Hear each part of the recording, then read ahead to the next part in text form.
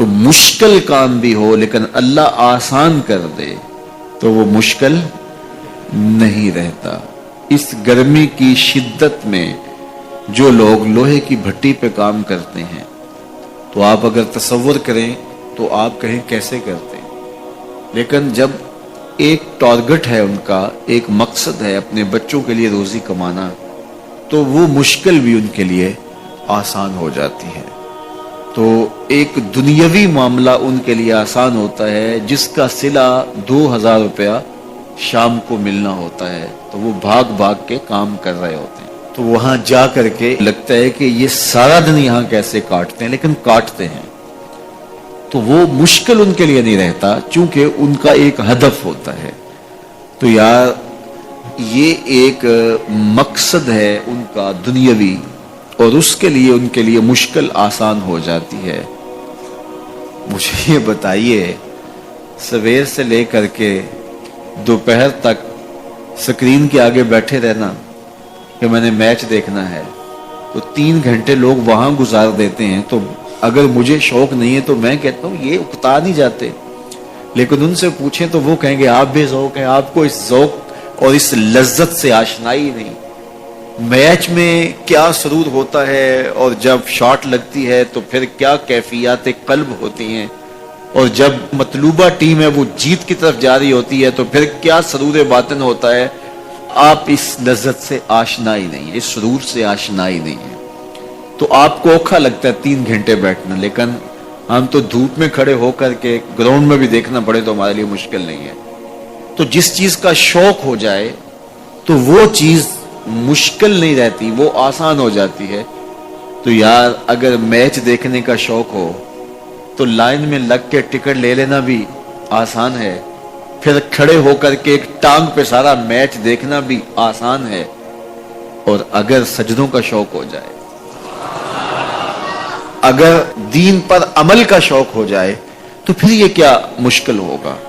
تو شوق جو ہے وہ آسان کرتا ہے راستے، مشکلیں کاٹ دیتا ہے، شوق پتھروں کے کلیجے چیر دیتا ہے۔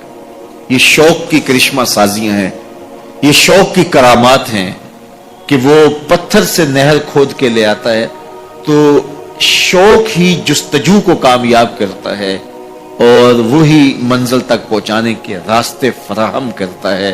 اقبال نے کہا تھا کہ عشق کی ایک جست نے کر دیا قصہ تمام، اس زمین و آسمان کو بے قرار سمجھا تھا تو سمجھا تھا زمین سے لے کر آسمان تک یہ سفر کیسے ہوگا، لیکن عشق نے ایک ہی چھلانگ لگائی اور آسمانوں سے اوپر چلا گیا۔ تو عشق کی جست پہاڑوں کے کلیجے بھی چیرتی ہے اور کوہ و غار کی زندگی بھی کاٹ لیتی ہے۔ تو محبتیں عجیب ہوتی ہیں۔ تو یار محبت تو کرکٹ سے ہو جائے تو وہ آپ کو 3 گھنٹے بٹھا دیتی ہے، اور اگر دین سے ہو جائے تو پھر تو کیا کہنے۔ میرا تعلق ایک دیہات سے ہے، اور مجھے اچھی طرح یاد ہے کہ والد گرامی مجھے انگلی سے لگا کر کے مسجد میں لے جایا کرتے تھے۔ تو بوڑھے بزرگ جو مسجد میں جانے سے قاصر تھے وہ گھروں میں بیٹھ کے قرآن پڑھتے ہوتے تھے، اور عموماً ظہر کے وقت بھی اور صبح کے وقت بھی گھروں سے قرآن پڑھنے کی آوازیں آیا کرتی تھی۔ آج گھروں سے پاپ میوزک کی صدائیں سننے کو تو ملیں گی، لیکن قرآن کے نغمے موقوف ہو گئے۔ یہی وجہ ہے کہ آج ہمارے گھروں سے برکت روٹ گئی ہے۔ دولت کی فراوانی کے باوجود، وسائل کی کثرت کے باوجود، اسباب آسودگی حاصل ہونے کے باوجود نہ آسودگی ہے، نہ سکون ہے، نہ طمانینت ہے، نہ برکت رہی، اس لیے کہ ہمارے گھروں سے قرآن رخصت ہو گیا۔ آج صبح اٹھ کے فیس بک کا چہرہ تو دیکھتے ہیں، لیکن قرآن کا نقشہ نہیں دیکھا جاتا۔ تو برکت کے قافلے گھروں سے رخصت ہو گئے اور گھر برکتوں اور رحمتوں سے خالی ہو گئے۔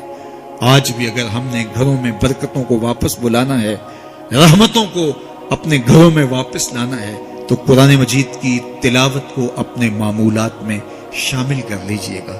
پھر گھر میں آسیب کا سایہ نہیں ہوگا، ٹونا اور جادو نہیں ہوگا۔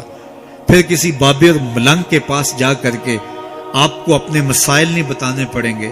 آپ کے گھر میں قرآن ہے، سارے دکھوں کا علاج اسی مرشد کے پاس ہے۔ ساری مصیبتیں اور ساری مشکلیں اور سارے مصائب اسی قرآن کے دامن سے دور ہوتے ہیں اور اسی قرآن سے وابستگی سے گھر میں برکتیں اترتی ہیں. پھر آپ کو نہ آسیب، نہ جادو، نہ ٹونا، اور نہ کسی نے کوئی بندش کی ہے، نہ کسی نے کوئی مسئلہ کیا ہے، کچھ نہیں ہوگا. آپ کے گھروں پہ رحمتوں کے سائے ہوں گے، اس لیے کہ آپ کے گھروں میں قرآن جب تلاوت ہوگی تو رحمتوں کے فرشتوں کا نزول ہوگا. تو جب رحمتوں کے فرشتے تمہارے گھر میں اتریں گے تو پھر کوئی مصیبت، کوئی پریشانی، کوئی بندش، کوئی دکھ آپ کے گھروں میں نہیں ہوگا. اس لیے قرآن مجید کی تلاوت کو اپنے معمولات زندگی میں شامل کیجیے. دیکھیے یہ رمضان المبارک کا مبارک مہینہ اکثر گھروں کے اندر قرآن مجید کی تلاوت کا معمول رہا، اور جو دن باقی ہیں ان ایام میں تلاوت کلام مجید کا معمول باقی رہے گا.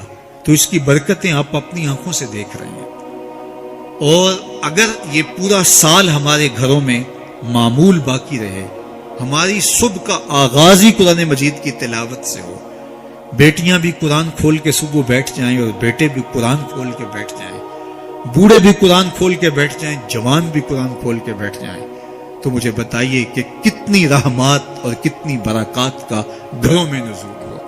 تو اس لیے اپنے گھروں میں قرآن مجید کی تلاوت کے معمول کو کبھی بھی ترک نہ کیجیے.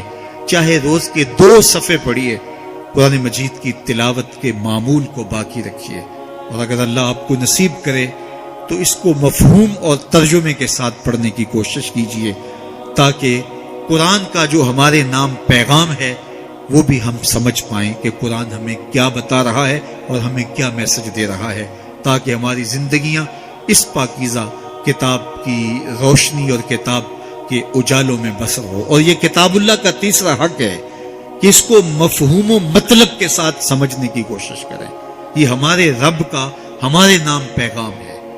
آپ کے کسی دوست کا، کسی ملنے والے کا آپ کے نام خط آ جائے اور وہ اس زبان میں ہو جو زبان آپ نہ جانتے ہوں، تو اتنی دیر تک آپ مطمئن نہیں ہوتے جب تک اس کے مندرجات سمجھ نہیں لیتے، کسی ایسے شخص سے وہ مضمون جان نہیں لیتے جو وہ زبان جانتا ہو. تو ہمارے رب کا ہمارے نام یہ میسج ہے، ہمارے نام یہ پیغام ہے رسول کریم صلی اللہ علیہ وآلہ وسلم کی وساطت سے. تو ہمیں اس کو سمجھے بغیر چین کیوں آ گیا ہے؟ تو ہم اس پیغام کو سمجھیں کہ ہمارا رب ہمیں کیا فرما رہا ہے، کن امور کا حکم دے رہا ہے اور کن باتوں سے ہمیں روک رہا ہے. اگر ہم قرآن مجید کو اس انداز سے تلاوت کریں گے اور قرآن مجید کو سمجھ کے پڑھیں گے تو ہماری زندگی خود بخود تبدیل ہوتی چلی جائے گی. یہ کتاب زندہ ہماری زندگی کے اندر اجالے اور روشنیاں ڈال دے گی اور ہمیں زندگی گزارنے کا راستہ دکھائے گی، چونکہ اس کے عجائبات کبھی بھی کم نہیں ہوئے. حضور نے فرمایا اللہ اس شخص کے چہرے کو